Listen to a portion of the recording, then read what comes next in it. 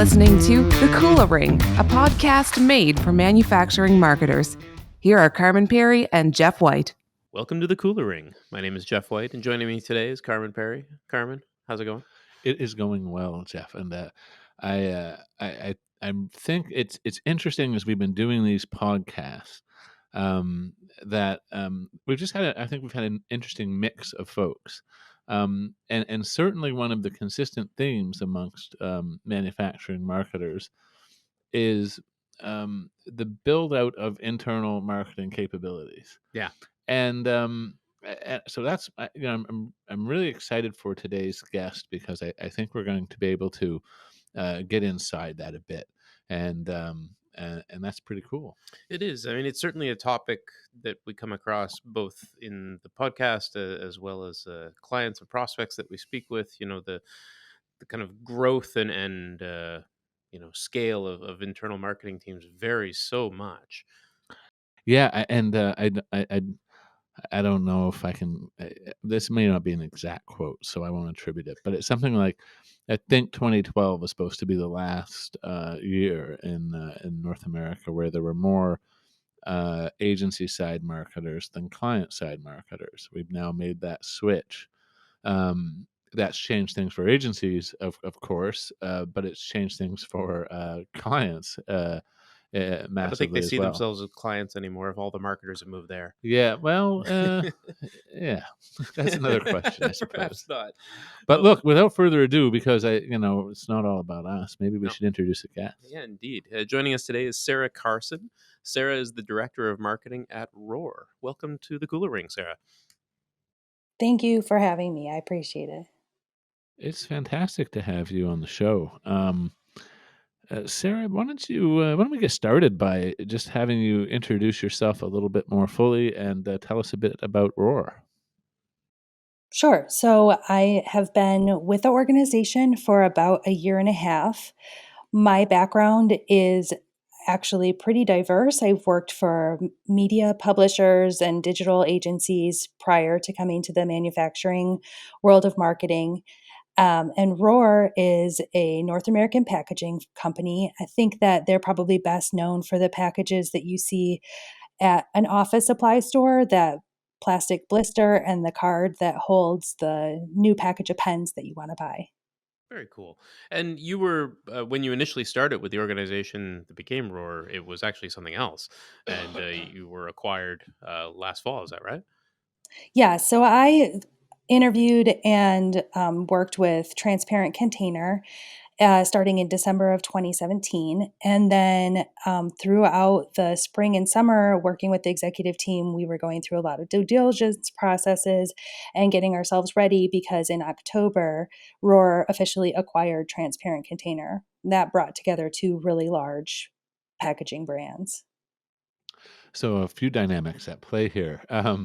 So, Sarah, I know that you've done a lot of work in building out your in-house marketing capabilities and really shaping and growing the internal team in your time at both Transparent Container and Roar.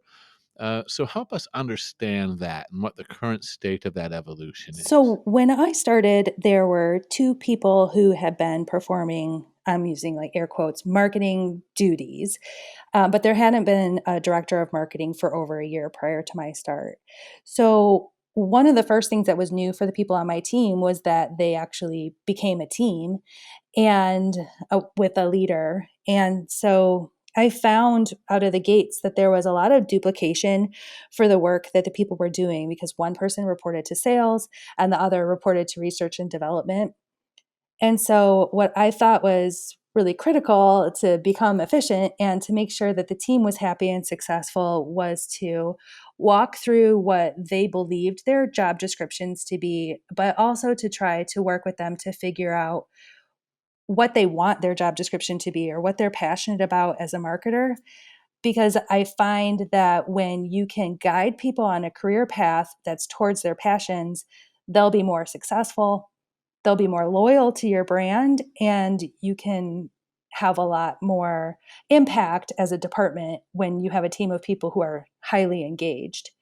So the the two roles that we defined were really based on the kinds of marketing activities that happen day to day. And ultimately, we honed in on digital marketing for one of the members of my team. And his work is really around everything that's tied to Google Analytics and lead generation, um, posting content, and making sure that we've got clean data for our newsletters and things like that. And then the other member of my team, she's focused on what we're calling marketing services. So she will manage staffing, trade shows, or all of the creative aspects of our brands that come up both with campaigns, communications, signage, and all that kind of stuff that is critical to making sure that we have a refined and unified brand experience for both internal and external partners. I think there's a couple of pieces to just not get too far removed from here. Is that one is that a lot of people just start, okay, what's the work that needs to get done that they see immediately in front of them, and then start carving up responsibilities accordingly. But you started from the passion and worked your way back. And I don't think everybody does that, to be honest. I think you're to be commended for having that thought process, and I'd be curious to dive into that a little further. And then the other thing is that I think there's some wisdom in how you've chosen to just really look at what are those day-to-day kind of requirements. Understanding that you have a small focused team, you're going to weigh on external resources on occasion, et cetera, how best to kind of divvy that up. So um, I think that both of those things, I don't know if uncommon is the right word or not, but I think it seems to be very much key to the success thus far. I've seen the I've seen it work where you talk with the people on your team and refine their roles or create a career path for them before. When I was in the media world, I had a team of 26 people, and that's a lot of different personalities and a lot of different goals and ambitions. But getting that personal connection with each of the individuals on my team helped me understand what was what was the potential of a strategic plan.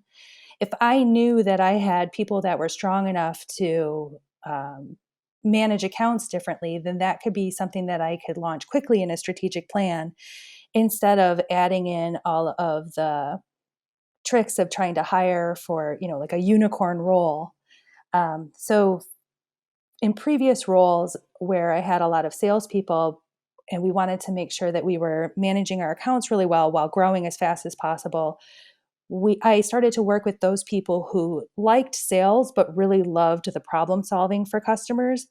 And from that, I took a pool of over 20 salespeople and kept some of them in outside sales, but had the others in the office as account managers who were really focused on helping the salespeople by managing their accounts day to day, and then doing things like suggesting incremental opportunities based on these really strong relationships that they were developing. And I don't think that those people would have been successful if I didn't know it was something that they were excited to do. And so when I had done that in the past, it taught me a lot about how people react to a manager who seems to have their best interests at heart. And it's really meaningful. It brings meaning to their work. And it also brings a lot of success to the organizations that I work for when we have a team of happy people who are loyal and engaged. I think that it's also interesting on a delineation of execution standpoint, because you've effectively delineated on a more kind of traditional marketing for one of the people versus a purely digital understanding and a natively digital marketer for the other. And in a lot of cases, especially within mid-sized manufacturers, everybody has to play a part in the digital. There isn't often room for one person to kind of run with one side or the other and have that split that way. But I think it does allow people to truly be excel at the things they're good at. Right. And it's not like these people work in little boxes and never talk to anybody outside of it. They still we still collaborate as a team, Sure. and see how the work that one does lifts up the other. But when we approach a task, we can very quickly get to work because we know who does what. The roles are clear. I'd be curious. I mean, it's funny because, of course, I think in some ways, there's even with this delineation of role, there's still a unicorn nature to it in some way. I mean, we're talking about, um, a digital marketer that's, you know, half content marketer, half data analytics, half website manager, etc. That's too many halves. And yeah, well, it's not a math podcast, thankfully. You the one with the But business then, degree? but then on the other side of it, even on the traditional side, I mean, those are a wide number of skill sets. Um, I don't know how. I mean, part of me wants to ask you which of them you think would be harder to replace, but that's not really nice because they're going to listen to this podcast. It's not fair. I guess, but how do you feel? Do you feel in some ways that you're managing a couple of unicorns there, and is that at all a concern, or I don't know? Well, I feel fortunate to have them both for sure. And neither one of them wants to do the other person's job. So I could start by saying that I couldn't replace one with the other, Yeah. and still keep them at a level of engagement and joy. Uh, and you're right. I think that either of them may be difficult to replace because it was their experience with the company well before I came there that helped them get that big picture view of where they fit within this department. All right. So let's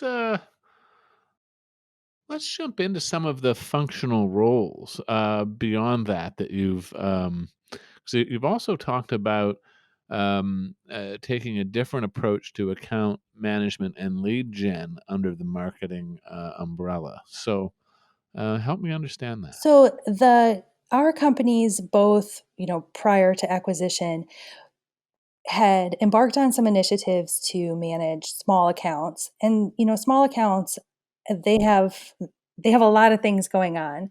They might not order as frequently, but and their orders are relatively small. I always talk about how Linda Evangelista used to say that she wouldn't get out of bed for less than $10,000 a day. And so I'm talking about those accounts that are less than $10,000. And so a lot of times the salespeople really want to focus on their big whales. And what happens is that our organizations start to see some attrition with these small accounts that are really easy to steal if someone just pays some attention to them. And so one project that we embarked on recently was to create a new role within our organization, and it's called Emerging Business. We have two people on this team. One had been performing a lead gen role within the marketing department where she was managing all of our inbound leads and qualifying them before we passed them on to salespeople. The other member of the emerging business team is a 20-year sales veteran with our company, and she's got tons of firsthand experience for how the larger customers work with us and what kinds of problems she can solve with our solutions. So we created this new emerging business team to focus on our smallest accounts, and they can now give those accounts a white glove treatment that makes them understand how valuable they are to our company, and and then they can, as emerging business account executives, they can help grow that business, especially with this acquisition. Rohrer primarily printed the cards that are part of our packaging. Transparent Container primarily performed the thermoforming for the blisters. And so there's an opportunity with all of those small accounts. If you buy a card, you probably need a blister. If you buy a blister, you probably need a card. And if no one in sales was taking the time to call you and tell you about what the new opportunities are, we're leaving half of our money on the table. So this group manages about 10 times the number of accounts as an outside salesperson for our company. They also take on all of the leads that come in through our website and phone calls. And a lot of people scratch their heads when I say that group is part of the marketing department. But for us, it's the it's day one access to what's going on with a really large scalable amount of leads and accounts, so that as marketers we can hear the kinds of stories that customers bring to us, or that the solutions that they're looking for, and we can produce some best practices that can apply throughout the organization. Because one of the things that I perform as a marketing director is a weekly email to the sales team that helps with sales enablement and effectiveness. And so capturing these stories from busy outside salespeople, maybe, well, it would be much more difficult, but here I've got two people on my team who can offer me 10 times the number of stories. I think that's really interesting, and it's not necessarily a common tactic that we've seen. I mean, in a lot of cases, for example, we had Murray Bain from Standpack on the podcast, and they're a packaging producer of ice cream and milk containers and things like that, as well as coffee cups and other things. And their tactic for dealing with this was to set up an e-commerce store, to so that the small accounts could get that attention directly via the site rather than needing to speak to an inside sales or accounts team.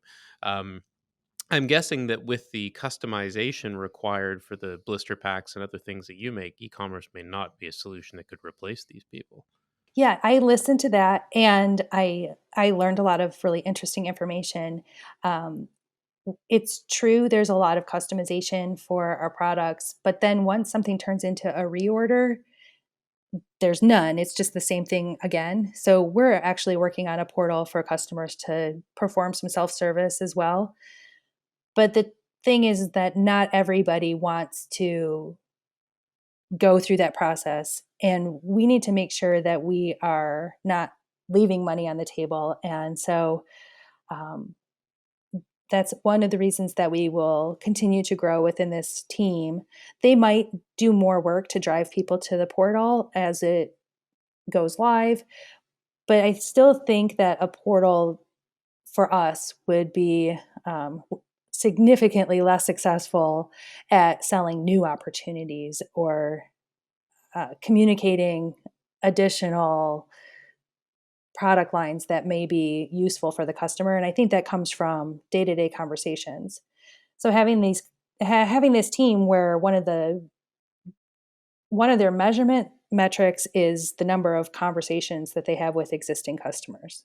Are your digital marketing efforts bringing in too many junk leads? Stop wasting time and distracting your sales team. Account-based marketing can help give your marketing strategy the laser focus on qualified buyers that you need to increase your pipeline velocity, close more deals, and grow your business faster. We've created a sample manufacturing ABM plan to help you get started. Download the sample manufacturing ABM plan at bit.ly/sampleabm. That's bit.ly/sampleabm. I just love the way this is organized, and I really like that you've leveraged from the start the kind of marketing benefit of having those, basically a direct connection to that activity rather than it being abstracted from marketing's view. Well, and for the marketing and sales alignment, the email that you're talking about, Sarah, is just, I mean, that's a lesson that many marketers could take and bring some cohesion with their sales teams.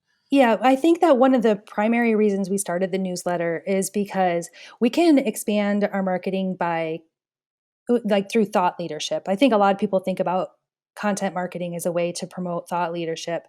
But for me, I also want to put a multiplier on that by helping all of the salespeople become thought leaders within their own communities. And so it kind of started from this concept of making sure that they were aware of what's going on in the industry and giving them content about the industry that they could then share with a customer as part of a follow-up conversation or use it on LinkedIn or Twitter, so that it wasn't our website that was the only resource for or validation that Rohrer knows what they're doing in this space, but that any of the people that customers speak with have a really strong understanding of the packaging industry as a whole.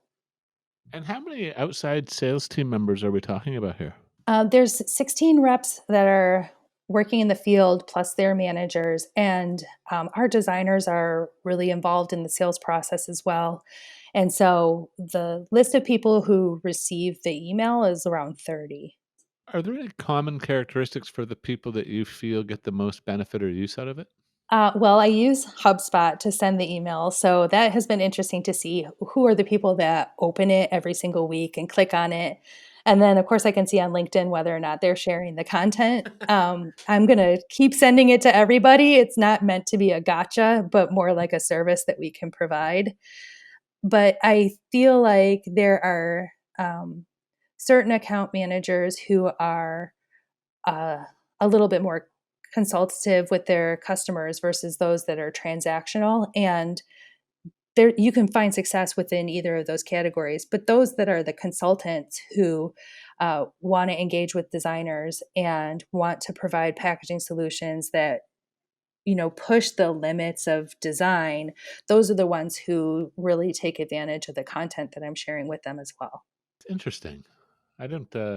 I wish I would have been smart enough to have a clever follow-up question to that. I didn't really think of where it was going. I was just more like, so often we think about those, people will say, oh yeah, well, I don't know, it'll break down on age, or it'll break down on digital savviness, or what have you. So I kind of like that the division wasn't there, that the division was on, are they more of a consultative salesperson or more of a transactional salesperson? And those consultative salespeople are the ones that get most advantage of it. Of course, that's a nice direction for content development as well. Of course, as you're creating content to help enable that sales process, you're doing it usually through the consultative sale lens. So it stands to reason. Right. So I love the Spin Sucks blog, or Ginny Dietrich's Spin Sucks. And one of the things that she talks about a lot is the peso model, which is the media that you can use as a brand, which the P is for paid, earned, shared, owned. So that's how she gets the word peso. I kind of think of our sales team as part of that owned media, and they can help me promote the content on our website as well. And so with anything that we do, we have to think about what's in it for the salesperson or what's in it for our audience. And so making sure that I'm giving them things that are useful for their conversations with customer is key. And then if they can give me feedback about what they need, that helps me build my content strategy going forward across any of those media types. Have you what's been the most successful tactic that you've used to harvest that feedback from a sales team? And I think that a lot of marketers would love to have feedback from outside sales team members about that could help direct content creation, et cetera. But I've noticed many struggle with getting it. So how do you do it? So we have our struggles too, but there's two primary methods that I use to collect content ideas. One is we just sent out a link to a Survey Monkey to the salespeople in the most recent Monday morning email. And we asked them to share with us either some trends that they're seeing in the industry or tell us about a customer problem that we solved through packaging. And either one of those answers helps me with either writing a thought leadership piece or a case study. What a lot of the reps are learning is that once they give me a little bit of information, I will help build it into a much larger piece, and then we attribute the content to them. So it helps them get some notoriety. So the surveys are one useful way to collect data from a lot of people. But the other thing that I preach and lead by example is that I pick up the phone. And so I call salespeople on a regular basis and ask them about their territory, or I ask them about a sale that I see in a call report. And I just kind of push them to start to share those stories with me. And so our marketing services person does the same thing. She looks for big sales, or she'll visit a plant and see something weird or cool running on the lines. And then we'll just start to target the salespeople as if we are some inside sales group ourselves, trying to sell the idea of producing more content and working with the marketing team. I think it's really, really, really cool. And I bet too that these efforts are more successful than they would otherwise be because of that newsletter that you send out, because it kind of inherently drives a bit of reciprocity expectation, right? Like if you're giving so much out, in some ways, at some point, somebody has to give something back in order to try to keep that relationship in balance, you know? Yeah, I think I hoped it would work out that way. It seems to be working out that way. And I also have the sales manager who are engaged in the process as well, and they're supporting the work that I'm doing by encouraging sales reps to reach out to me proactively when something interesting is going on. So um, the Rohrer salespeople had not had this experience before. The transparent container salespeople had had it for about a year. So now we're starting to see more engagement across the entire department where people are reaching out to us before we even ask for anything to let us know about something good that happened in their territory or a good conversation that they had with their customer. And it's nice to be able to work faster through this process. I love it. I think this has been incredibly helpful, Sarah. I wonder, as we bring our conversation to a close, if there are any parting pieces of advice that you would give. Not that you haven't given enough already, but maybe it's nice to keep it open ended and see if what else comes out. Sure. So I think that to be a successful marketer, uh, one of the things that's been really useful to me is reading as much as possible because I feel like that helps me grow my empathy muscles. And so it's good for me to understand all the different kinds of customers that we work with. More importantly, it's good for me to have empathy and understanding of all of the different personalities I work with within my organization. And that has really helped me become successful with a lot of the work that I do because people see the marketing department as a partner. I know that in organizations I've worked in the past, there's been a contentious relationship between marketing and sales, or this stereotype that marketing is just trying to get you to stop using the logo the wrong way. And so, what I'm trying to do is build bridges so that we're working together and amplifying each other's voices in ways that helps the organization grow. And I like how it's not focused on tactical things to align marketing and sales, but rather more attitudinal and and overall approach based, frankly. And I think that comes through in this conversation loud and clear, Sarah. Oh, thanks. I'm glad to hear it. I mean, we still measure everything that we do. We still run campaigns and count our clicks and ROI. But I think that all the other work that we're doing is just as important. Well, one certainly powers the results that you see in the other. Yeah, That's for sure. clear. Yeah. Sarah, thanks so much for sharing your experience with us today. Thanks for joining us on the Cooler Ring. Yeah, it was great to visit with you both. Thank you so much. Take care. Cheers. Thanks for listening to The Cooler Ring with Carmen Perry and Jeff White. Don't miss a single manufacturing marketing insight. Subscribe now at KulaPartners.com/The Cooler Ring. That's KULAPartners.com/The Cooler Ring.